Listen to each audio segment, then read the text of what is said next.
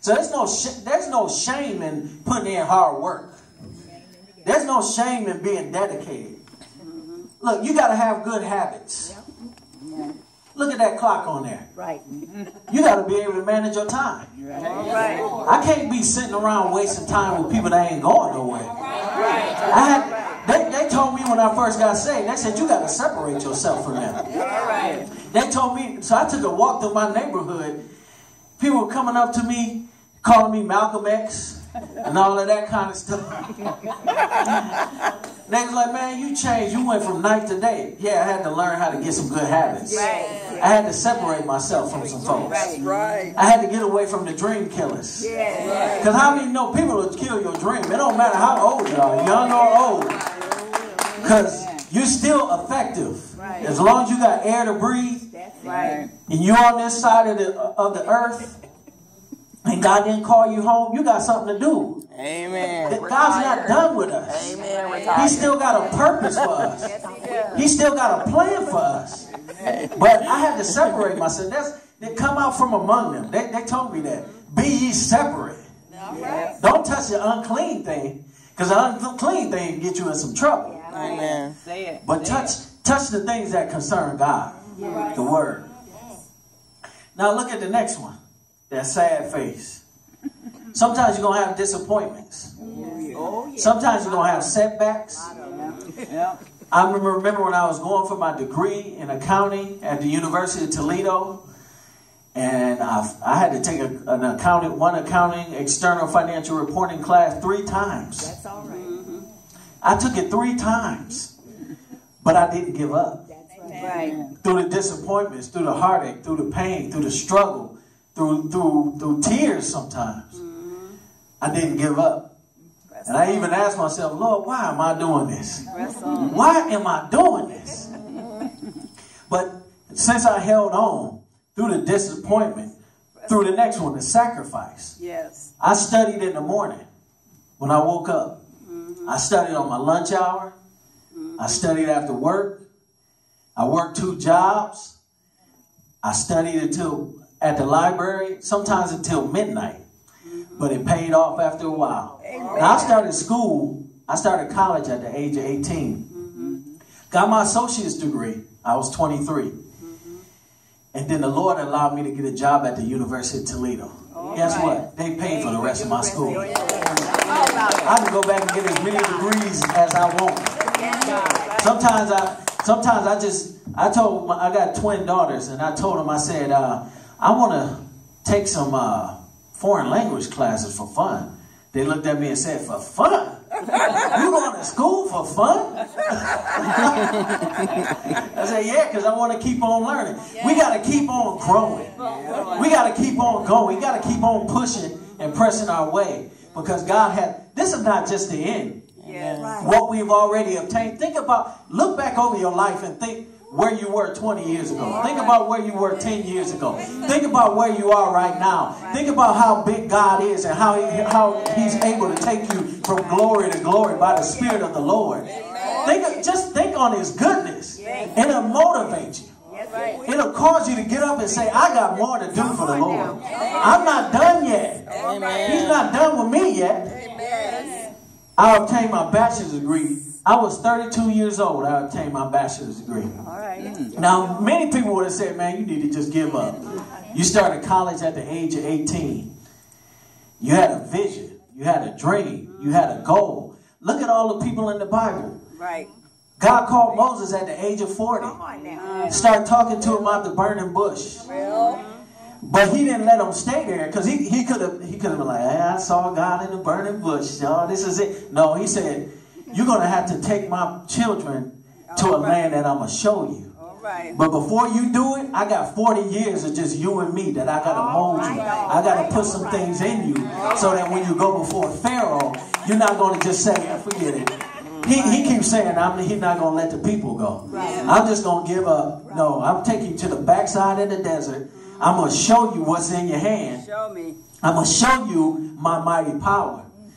And sometimes we feel just like Moses, like, I can't talk. I can't do it. He said, listen, who made man's mouth? God got mad at him. Stop making excuses. tongue that can speak. Yes. It's me. After a while, Moses said, I got this. It took him some time, but he said, I got this. I'm marching right into Pharaoh. Let my people go. And it don't matter what the substitute, because you're dealing with, sometimes we deal with lookalikes, people that look like they're successful. Sometimes people want to look like they're doing better than you. So there were some fake magicians who threw down their rods and they became snakes. But the Bible said Aaron's rod swallowed up their rod. He threw his down and it gobbled them up. See, God's power is greater than the power that's in the world. I don't care what it looks like all around, God's power is greater. So it was because of people that took the time with me. It doesn't matter. Sometimes you might have a dream, you might have a vision or a goal. It may take you years to obtain it. But keep on moving. Keep on making them sacrifices. Sometimes you're going to fail.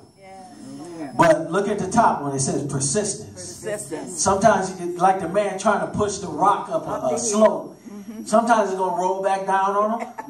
Sometimes it might even smash his toe. Sometimes you're going to have some pain. But there's growth in the pain. Sometimes there's growing pains. We don't always understand the pain that we have to go through to grow. And I'm telling you, I went through some pain to grow. The Lord, I'm telling you, it was worth it. It was worth it. When I first started at the University of Toledo, I worked with a group of people that just didn't like me. They said it takes a good year to learn this job. And you're going to be learning, it's going to take you maybe even a little longer. Okay, well, I'm just going to take my time and learn.